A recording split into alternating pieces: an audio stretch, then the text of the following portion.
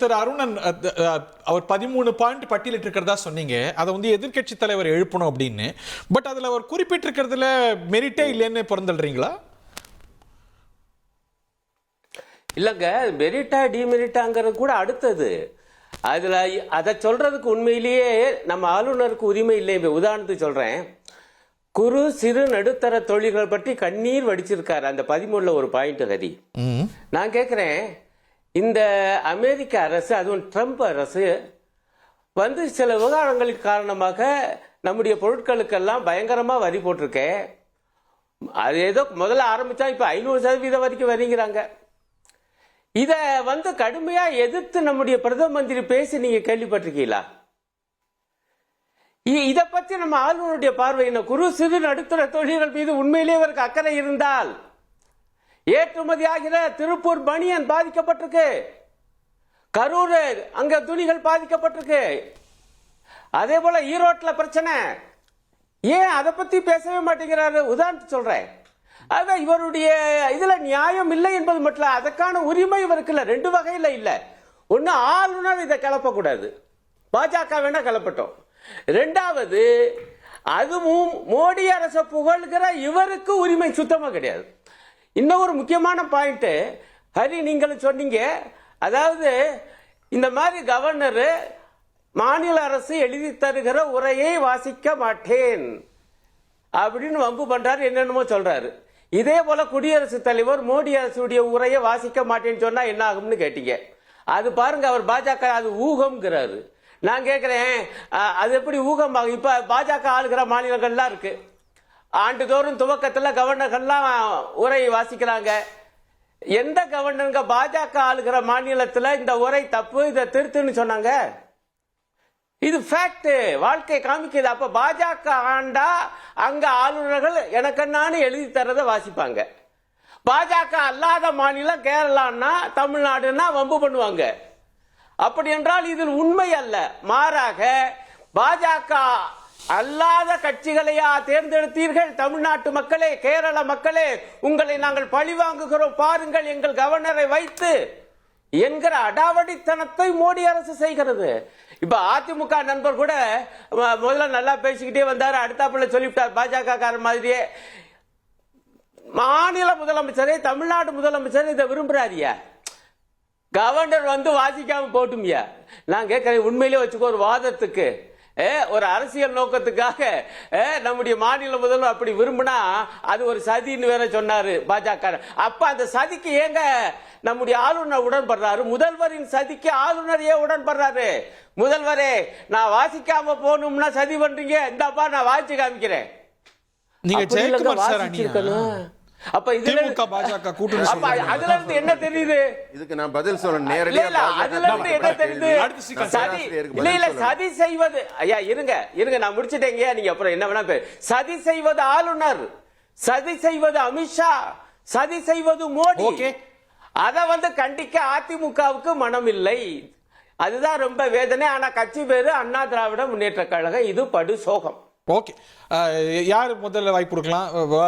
Srikanth sir சுருக்குமா? அதாவது நான் பேராசிரியருக்கு பதில் சொல்லணும்னு நினைக்கிறேன். இன்றைக்கு வந்து அவர் வந்து பல்வேறு வகையான குற்றச்சாட்டுகளை வைக்கிறாரு ஆளுநர் மீது. ஆனா அவர் தொழிலாளர் நலன் பத்தி பேசியிருக்காரு. 12 லட்சம் கோடி தொழில் முதலீடுன்னு காகிதத்தில் மட்டும் சொல்றீங்கன்னு சொல்லியிருக்காரு. ஃபாரின் டைரக்ட் இன்வெஸ்ட்மெண்ட் வரலன்னு இருக்காரு. சிறு குறு தொழில்லாம் பாதிக்கப்பட்டிருக்குன்னா மதிப்புக்குரிய பேராசிரியர்கள் அப்படின்னு சிரிச்சுக்கிட்டே பேசுறாங்க. அந்த கேவலமா இருக்கு அவருக்கு. அதாவது தொழிலாளர்கள் பாதிக்கப்படும் போது, தொழில் பாதிக்கப்படும் போது நகைப்புக்கிடமாக இருக்கிறது. கம்யூனிஸ்ட் கட்சிக்கு வந்து நகைப்புக்கிடமாக இருக்கிறது, கேவலமாக இருக்கிறது. அவங்களுக்கு ஏன்னு கேட்டா, இன்னைக்கு சார் என்ன பேச விடுங்க, நீங்க பேசுறப்ப அமைதியா இருந்தேன், நீங்க பேசுறப்ப அமைதியா இருந்தேன். இன்னைக்கு திமுகவுக்கு கொஞ்சம் அமைதியா இருங்க, கொஞ்சம் நான் சொல்றத கேளுங்க, பயப்படாதீங்க, பயப்படாதீங்க, பேசுங்க, முறையா பேசுங்க, பயப்படாதீங்க, என்ன பேச விடுங்க, என்ன பேச விடுங்க. இன்றைக்கு திமுகவுக்கு வலதும் இடதுமா இருந்து இவங்க முட்டு கொடுக்க வேண்டிய நிலைமைக்கு கம்யூனிஸ்ட் கட்சி கீழே இறங்கினதுக்கு காரணமே இந்த போக்கு தான். இவங்க கேட்க வேண்டிய கேள்வியெல்லாம் கவர்னர் கேட்டிருக்காரு. மக்களுக்காக பேச வேண்டிய கம்யூனிஸ்ட் கட்சி மௌனமாகி போய்விட்டது, முடமாகி போய்விட்டது. அதனாலதான் இன்னைக்கு அவங்க 0.5% கூட வாங்க முடியல. டெல்லியில நடந்த தேர்தல்ல போட்டியிட்ட அத்தனை இடத்துலயும் நோட்டாக்கு கீழே தான் கம்யூனிஸ்ட் வாங்கியிருக்காங்க. தமிழ்நாட்டுக்கு வாங்க, நோட்டாக்கு கீழே தான் கம்யூனிஸ்ட் வாங்கியிருக்காங்க. நோட்டாக்கு கீழே தான் கம்யூனிஸ்ட். அந்த மாதிரி மக்கள் விரட்டி அடிக்கிற கட்சி நிறைய பேர் வாங்கியிருக்காங்க. இன்னைக்கு சீனால கிடையாது, ஓகே, ரஷ்யால கிடையாது, கம்யூனிஸ்ட் எங்கேயுமே கிடையாது. திமுக தயவுல கம்யூனிஸ்டோட உயிர் ஊசலாடி கொண்டிருக்கிறது. கம்யூனிஸ்ட் உயிர் ஊசலாடி கொண்டிருக்கிறது. நோட்டாக்கு கீழே போன கட்சி அது. நீங்க ஆட்சிக்கு வந்தா நோட்டாக்கு கீழே போன கட்சி. அதனால அவங்க திமுகவுக்கு முட்டு கொடுத்தே ஆகணும். திமுகவுக்கு முட்டு கொடுத்தே ஆகணும். இல்லாட்டி அவங்களுக்கு வாழ்க்கையே இல்ல. திமுகவோட நிதியும் திமுகவோட உதவியும் இல்லாவிட்டால், ஆமா, திமுகவோட நிதி திமுகவோட உதவி இல்லாட்டி கம்யூனிஸ்ட் கட்சி காணாமல் போய்விடும், உயிரற்றதாகிவிடும். தமிழ் இந்தியா முழுக்க 4 MP கூட கிடையாது. அதுவும் திமுக தயவுல தான் இருக்காங்க. 60க்கு மேல இருந்தாங்க, 63 இருந்தாங்க. இன்னைக்கு தேஞ்சு கட்டெரும்பா போனதுக்கு அப்புறம் அவங்களுக்கு குரலே கிடையாது பேசுறதுக்கு. அவங்களுக்கு குரலே கிடையாது. ரொம்ப பரிதாபமான நிலையில இருக்காங்க. திமுகவுக்கு முட்டு கொடுத்தா ஆகணும், கவர்னரை எதிர்த்தா ஆகணும். அவங்க தொழில் முக்கியம் இல்ல, தொழிலாளர் முக்கியம் இல்ல, தமிழகம் முக்கியம் இல்ல. நன்றி. Thank you both of you. நான் மத்த நேரத்துல நேரத்தை முருகுமாறன் சார் இறுதி கருத்து. இல்ல, நம்முடைய பேராசிரியர் திரு அருணன் அவர்கள் சொன்னார்கள், ஆளுநர் 13 அவருடைய உரைகளில் குறிப்பிட்டு காட்டினார்கள். இன்றைக்கு சட்டப்பேரவையில் ஆளுநர் உரையாக தயாரிக்கப்பட்ட உரை என்ற கையில் இருக்கிறது. இந்த உரையில் அவர் சொல்லியிருக்கக்கூடிய பல பாகங்கள் என்னாலேயே ஏற்றுக்கொள்ள முடியாத நிலைமையில தான் இருக்கிறது. அதில் 9ஆம் பக்கத்தில் சொல்கிறார், ஆய்வாளர் பழங்குடியினரின் கல்வி மற்றும் சமூக முன்னேற்றத்திற்கான முன்னெடுப்புகளுக்கு தனி கவனம் செலுத்தப்பட்டு பல்வேறு முன்னோடி திட்டங்கள் செயல்பட்டு வருகின்றன என்று அதில் கோடிட்டு காட்டுகிறது அந்த உரை. இன்றைக்கு தமிழ்நாட்டை பொறுத்தவரையிலே ஆதிதிராவிட நலத்துறை என்பது அடித்தட்டில் இருக்கக்கூடிய ஒடுக்கப்பட்ட மக்கள், தாழ்த்தப்பட்ட மக்கள் கல்வி அறிவு பெற வேண்டும் என்பதற்காக உருவாக்கப்பட்ட ஆதிதிராவிட கல்வி நிலையங்கள் இன்றைக்கு எப்படி இருக்கின்றன? மேல்நிலைப் பள்ளி,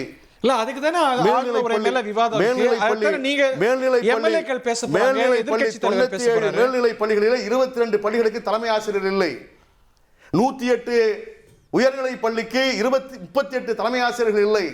1331 மாணவியர் விடுதிகளில் 100 விடுதிகள் இந்த ஆண்டு மூடப்பட்டிருக்கிறது. இருக்குமானால் இதை சுட்டிக்காட்ட வேண்டியது எதிர்க்கட்சி தலைவரா, சட்டமன்றத்தில் எம்எல்ஏக்களா? குறையை யார் வேண்டுமானாலும் சுட்டிக்காட்டலாம். குறை உண்மையா சரியா என்பது தான் இந்த ஆட்சியாளர்கள் எடுத்துக்கொள்ள வேண்டும். ஓகே, இன்றைக்கு ஆதிதிராவிட விடுதிகள் இருக்கக்கூடிய காப்பாளர்களுடைய நிலைமை என்ன? ஜூன் மாதத்திலிருந்து டிசம்பர் மாதத்தில் வரை ஒரு விடுதியினுடைய காப்பாளர் 4-3 விடுதிகளை பார்க்கிறார். அவருக்கு மாதம் கட்டணம் செல்லவில்லை. இன்றைக்கு மயிலாடுதுறையிலே சகோதரர் மகேந்திரன் அவர்கள் மன உளைச்சலால இறந்திருக்கிறார். ஆதிதிராவிட நலத்துறை வேங்கவையிலே நடைபெற்ற பிரச்சனை என்ன? தீர்வு கண்டார்களா? இன்றைக்கு ஆதிதிராவிட சமூக மக்களுக்கு விலையில்லாமல் பட்டாக்கள் வழங்கப்பட்டிருக்கின்றனவா? ஒரு இனத்துல இல்ல சார், நிறைய இனத்துல கண்டெஸ்டிங் வியூ பாயிண்ட்ஸ் இருக்கும். ஃபேக்ட்ஸ்ல பிரச்சனை. ஒரு பானை சோற்றுக்கு ஒரு சோறு பதம் என்பதை போலத்தான் போட்டு ஓட்டிட்டு காட்டுகிறேன். 13வது பக்கத்தில் சொல்லுகிறார், மிக மிக மிக மிக வேடிக்கையாக இருக்கிறது. அறியாமையால் இளைஞர்களின் பாதங்கள் அழிவு பாதையில் பயணித்து விடக்கூடாது என்பதற்காக போதைப் பொருட்கள் இல்லாத தமிழ்நாடு இயக்கம் இளைஞர்தம் அறிவுணர்வை வளர்த்திடும் வகையில் தந்தை பெரியார் நினைவு சொற்பொழிவு மாநில அளவில் சமூக நீதி பயிலரங்கம் முன்னோடி கொண்ட திட்டங்கள் செயல்படுத்தப்படும் சொல்றாரு. எங்கு பார்த்தாலும் போதை. 24 மணி நேரம் டாஸ்மாக் மதுபான கடை திறந்திருக்கு. டாஸ்மாக் மதுபானம் விற்பனை செய்யப்படுகின்றன. இந்த அரசு ஏன் நடவடிக்கை எடுக்கவில்லை? 401k ஏன் போடப்படவில்லை? சரவணன் சார் ரொம்ப சுருக்கமா, I don't have much time. இப்போ இவர்கள் சொல்லக்கூடிய ஆதி திராவிடர்கள் நலன அக்கறை செலுத்தவில்லை அப்படின்னு சொல்லக்கூடிய அத்தனையுமே பொய். இது எதுவுமே ஆதாரமற்றது. சும்மா வாயில வந்ததை அடிச்சு விட்டுட்டு போறாங்க. நீங்க பேசும்போது அமைதியா இருந்தேன். பொறுமையா கேளுங்க. பொறுமையா கேளுங்க. பொறுமையா இருங்க சார். ஓசியில பேசுறது யாரு? இன்னைக்கு டிவி சண்முகம். ஓசியில பேசுறது யாரு? இன்னைக்கு டிவி சண்முகம். சகோதரர் சரவணன் அவர்கள் உண்மையை கொஞ்சம் பொறுமையா இருங்க. நான் நீங்க பேசுனதை கேட்டேன். தைரியத்தோடு இருங்க. நான் சொல்லக்கூடிய கருத்துக்களை கேட்கக்கூடிய மன தைரியம் இருக்கா உங்களுக்கு? இல்ல, நான் சொல்றதை கேட்கக்கூடிய மன தைரியம் இருக்கா உங்களுக்கு? தைரியம் இல்ல.